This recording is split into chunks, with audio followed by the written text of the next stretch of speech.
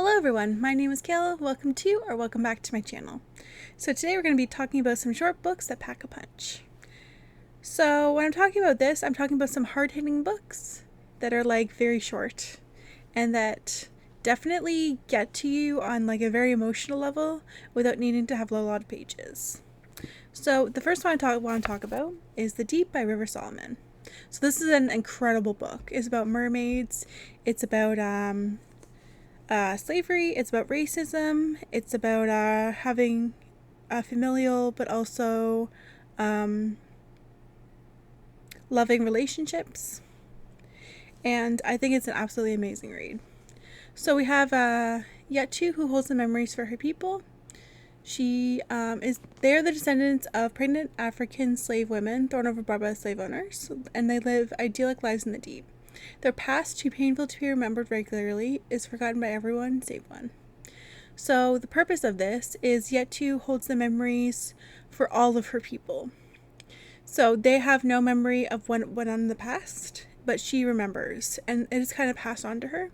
And it reminds me very much of the book The Giver. So it's giving those memories to this one person who has to know the secrets of everything. And it's a very intense book. So some of the themes in here are definitely memory. That's a very key one. Trauma, obviously. Love, slavery, and relationships.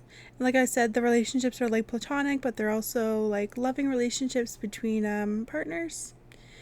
And when we're talking about the slavery, it's definitely not seen as much on page, but it's definitely some of the memories of drowning and pregnancy and wanting your child to be okay and all that kind of stuff. So I'm like it's a very, very intense book. And some of the trigger warnings that I'd say for this is definitely like racism, slavery, and trauma. And I think those are the kinds of things you need to watch out for if you're going to be reading this. But I think it's an incredible read that definitely holds up every time that I read it. And I gave this 5 stars. So the next book I want to talk about is Lost in the Moment and Found by Sheena Maguire. So this is part of the Wayward Children series, and a young girl finds a door that leads to a place she never dreamed of finding. So essentially this young girl runs away from home after she has this bad vibes from her stepfather. I believe she's like maybe 6 or 7 in the beginning of the book. And her stepfather is gaslighting her and making her feel belittled and sexualizing her and just making her feel awful. And her mother doesn't quite understand what's going on. She just believes that she's grieving the loss of her father, as she's grieving the loss of her husband. And she doesn't believe her. And it's kind of scary to read that a mother wouldn't believe their child. But you can also see how she has so much going on that it's hard for the mother to get that what's going on with the child and the stepfather.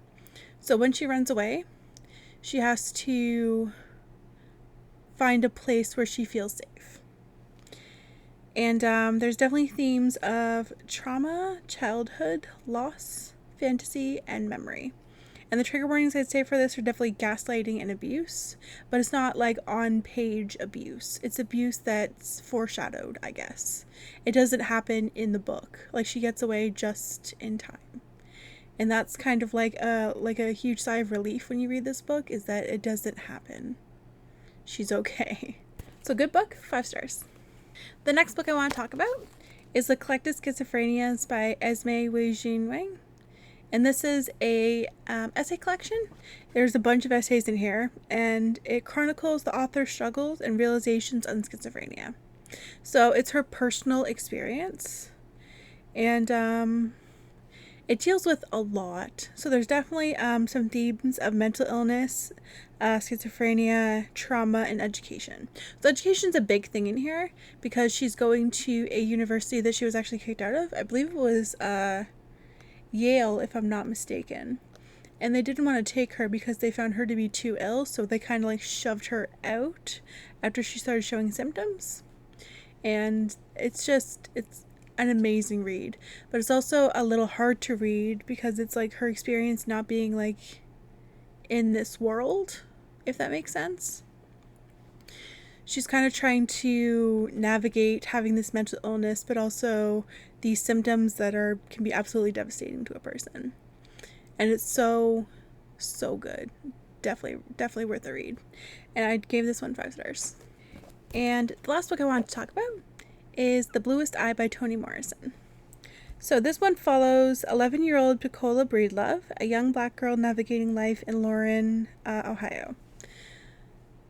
Oh my gosh, how do I even begin to talk about this book? I've read it for the first time a few months ago, I believe. And wow. This one is definitely the one I'd say that packs the most punch on this list.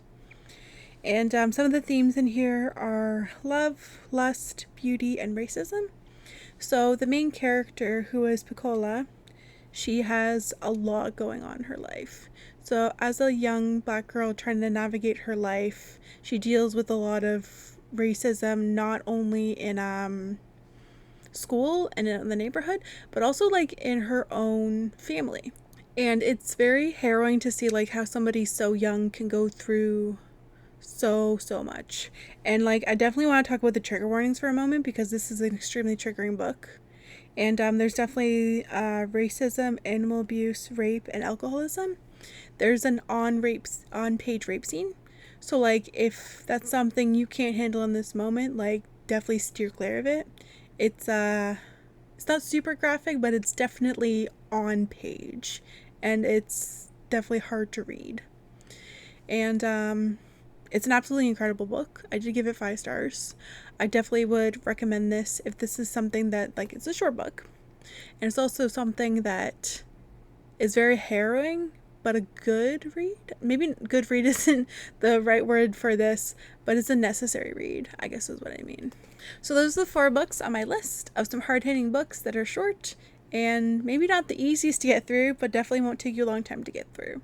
So yeah, so let me know down below if there's any books that are harrowing or hard-hitting or pack a punch that you would recommend. They can be long or short. Obviously, it's easier to read some shorter books, but the longer ones are definitely good as well.